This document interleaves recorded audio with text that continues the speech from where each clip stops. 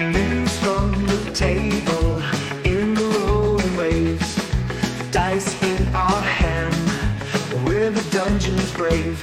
Adventures tonight with our mighty team. Heroes we become, living out the dream. Only because it's Christmas. Ba-dum-ba-bum. Let's all go to the game shop. Let's all go to the game shop. Let's all go to the game shop and buy ourselves some swag. Never had a singing lesson. Good morning and welcome. It's about 8:20 here at Site B on this, the 20th day of December. The year is rapidly coming to an end. The weather outside is freaking weird. It's not gray, it's green. Green fog. Not gray fog, green fog. California. It's time to take a look at what's on the shelves of our friendly local game store as we spiral down to the end of the world year. Freudian slip there. I'm just going to have another cup of coffee here. Don't mind me. But don't take my word for it, my lovelies. If you see something you like, call ahead to make sure your friendly local game store has it in stock. And if they don't have it in stock, can they special order for it for you? And if you're expecting to have it under your Christmas tree, it's too late. But don't worry, 7-Eleven is open all Christmas Eve for those last-minute Christmas gifts. I know you wanted the complete collection of all the OGGM books for Christmas, but I got you this bag of beef jerky instead. Okay, first up we have, I don't know if you can tell by this really teeny picture, it's Shield Maiden, Tales of Yargsarl, Yargsarl being the world tree. Mongoose Publishing, it's a $45 adventure. It's for their Shield Maidens RPG. This is one of the Mongoose Publishing games they don't mention a lot. I'm not sure why. I think I've only seen it mentioned like 3 times this year. So it's like their futuristic Norse mythology role-playing game is what little I understand about it. Anyways, you play Shield Maidens who are investigating a series of murders in the district. We got blood, adventures, vaguely Norse mythology type stuff. A lot of things named after Norse type stuff like the Ymir's blood and Fenrir Empire. I don't know enough about Shield Maidens to really talk about it. I don't know why Mongoose doesn't talk about it more. Daughters of Freya, raise your shield. Ragnarok rages. The cosmic tree Yargsil burn. The forces of the Fenrir Empire bleed life from the 9 realms to fuel their growth. The mightiest man cannot stand against them, yet the Shield Maidens stand strong. Shield Maidens is a game of women standing shoulder to shoulder with their sisters against the forces allied against all humanity. Create a diverse, inclusive cast of characters and dive into a strange take on Norse mythology. Maybe those words right there are the reason why people don't talk about this one too much. The strange, diverse, inclusive cast of characters, that forced virtue signaling. Maybe that's why. I mean, I don't know, man. 9 out of 10 times, Mongoose knocks it out of the park. Everything they've done is usually gold. People can't tell me enough of how good their Conan game is and their Star Trek game was. And they've taken Traveler and breathed life into it. And then this one, are they embarrassed by it? Is it just geared for such a very specific audience that they don't pay much attention to it? Is it like, the second string hitter? It's like, okay, Otani's out with another torn rotator cuff. Steve, you get to pick. I don't know. For Shadow Dark from Catalyst Games, we have Tarnished Star Runner Resource Book. This is for Shadow Dark, the 6th edition. Remember, there's a Shadow Dark 4th edition Humble Bumble available where you can pretty much pick up every Shadowrun book that's came out for 4E, and most of those could easily be converted to this. So this is $50. It is the core law enforcement rulebook for Shadowrun. To serve and protect is long gone in the 6th world. Due process and rights are only afforded to those who can afford it, and those who challenge the status quo are crushed. Will you be the last decent cop in the corrupt world of Shadowrun? Or will you just be another cog in the corrupt system, beating your boot of authority down on the faces of those who don't have enough money to make you look the other way? There better be a rule in this game called 1 day to retirement.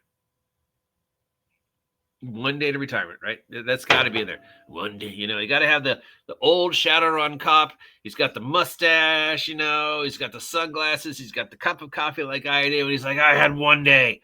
1 day to retirement. I just paid off my boat and you dragged me back into this damn mystery. Okay, from Space Penguin Inc. All right, well, you win this week for best name of a game company. We've got the Pathogenesis of Hungry Hollow and the Mall remastered. The Pathogenesis of Hungry Hollow and the Mall remastered. 2 separate games. These is liminal horror. We haven't heard the word liminal on a hop, skip, and a jump. At the beginning of 2024, I said liminal was going to be the new punk. Do you guys all remember that? I was wrong. Liminal came out and then just sort of pittered away. You don't even hear the back rooms or creepypasta mentioned that much anymore. Pathogenesis, that's another word. That's just another great word that you don't even have to know what it means. You just listen to it and you're like, God, that's a cool word. Pathogenesis. It's right up there with like scaffolding and puddle and murmur, right? They're just certain words. $40 for the Pathogenesis of Hungry Hollow, $15 for the Mall. Pathogenesis of Hungry Hollow is a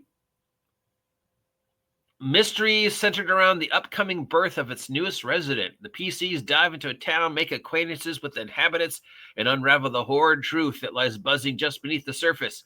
A sandbox adventures with 8 custom archetypes, 6 investigation kits, liminal horror, joy, and then the Mall is a wet, gooey, practical effect-filled adventure set in a mall pulled out of time and space, checked John Carpenter's The Thing, and set it in the action in the 1990s mall. The Maldesians, including the PCs, are trapped inside with creatures prepared to assimilate them and imitate them until no one is left. But then they're trapped inside, right? How do you do practical effects in a role-playing game? I expect to build the props. Take a mannequin that, if I'm lucky enough to find one, in a trash can somewhere, and then cover it with Play-Doh and say, look, practical effect. $40 for a liminal horror adventures. I don't know. I love the name. And then $15 for a zine adventure where you're in a horror-filled mall, one-shot type thing. From the Last Base Studio, we have When in Rome, The Will of the Forest, and Penumbral Oasis, Part 1. Penumbral, that's another great word. Man, we're just knocking them out of the park today with people using big words that sound cool. Penumbral, pathogenesis, sepicula, scaffolding. They just sound cool, right? There's just certain words that, anyways. When in Rome is for Mothership. The Will of the Forest is for the Lost Bay, and Penumbral Oasis Part 1 is for Vaults of Ran. One of those I've heard of. These are zines, $16 each. When in Rome sees the PCs trapped on a moon where the company sends them to basically die. You've been decommissioned. We don't want to fire you, so we're transferring you in the hopes that you'll quit. And then stuff happens. The Will of the Forest takes the PCs on a curse point crawl through Gareth Pines Park, an adaptation of the classic module Horror on the Hill. Despite its haunted nature, the inhabitants of the bay still enter the woods to escape urban life. They don't always all return. So it's an 11-location point crawl through this park and all the horrible things and wondrous things that might be haunting the park. Penumbral Oasis Part 1 is a dungeon adventure sunk in the placid waters of a cursed oasis in the untouched vault from the time of the ancient autocrats. So we've got a river, we've got the body of water inside the oasis, which is inside a vault. Okay. And then there's things that are going on there, monsters and stuff. We've got from Polyhedra Games, Nebula Chaos hardcover and Nebula Chaos softcover.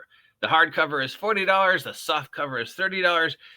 It is a PC engages in chaotic and technicolor sci-fi space opera where the GM provides them with the DIY mentality that cranks the volume to 11. Laser swords, swashbuckling, and gooey-eyed aliens with space portals endlessly dazzle and entrap your brave adventurers as you go around doing space stuff. So a Saturday morning cartoon, 1990s type space type game of spacey goodness. None of this dark, gloomy spaces trying to kill you. Classic, Brave Stars type space. And you can't tell, but this is dice.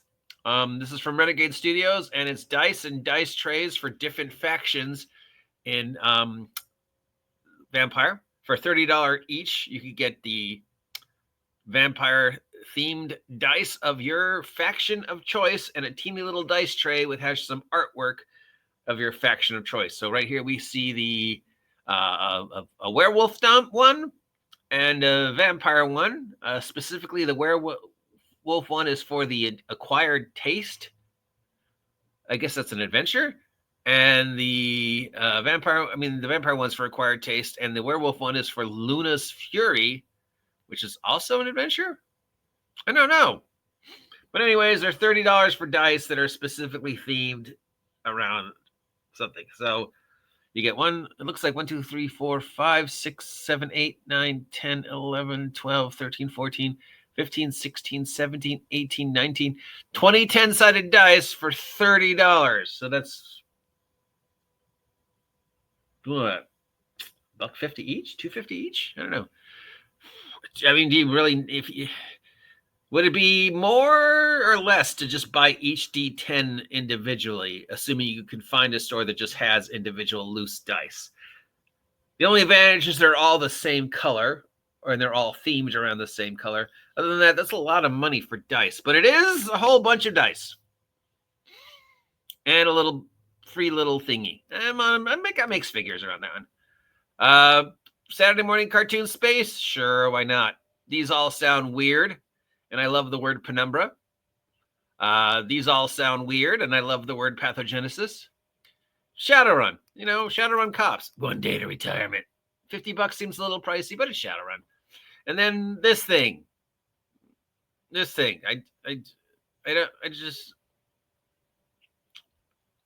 Norse mythology in space with forced virtue signaling. It's inclusive. It's always been inclusive. It's for everyone. It's always been for everyone. It's diverse. It's always been diverse. It's never not been diverse. It's literally a game about goblins with sticks. You can't get much more diverse than that. There's gelatinous cubes. So yeah, again, the mystery of this one is why doesn't Mongoose talk more about it as opposed to all the other ones where they're always talking about Star Trek or Conan or the other ones that they have. But this one's like, yeah, we did it. It's out there. And that's it. But don't take my word for it. If any of the things I mentioned are something you want to spend your hard-earned money on, call ahead and make sure your friendly local game store has it in stock. Now, my public service announcement. Hold on a sec. Friends, it's the holidays. And not everyone has it as well off as you and I do, especially the owners of your local mom and pop game store. Right now, they're struggling to keep the store open and keep supporting the hobby of role-playing as more people take their games online. Now more than ever, they need you to come in. They need you to buy something, anything. Buy a snack, buy a dice, buy a magazine. Just buy 1 pack of cards that you're never going to use. Do what you can to help our friendly local game stores stay open. Support them. Otherwise, you end up like me, where you live in a town where there's 8 stores within walking distance of each other that all claim to be game stores, none of which carry or support role-playing. But oh boy, do we have a bunch of Funko Pops. Dear God. The mall alone has, last count, 5 stores that are just basically Funko Pops and Japanese toys. But not one of them's carrying role-playing. That's what happens when you don't support your friendly local game stores, kids. You end up with a mall filled with stores selling Funko Pops. I'm the OG GM, and on that cheery note, bah humbug!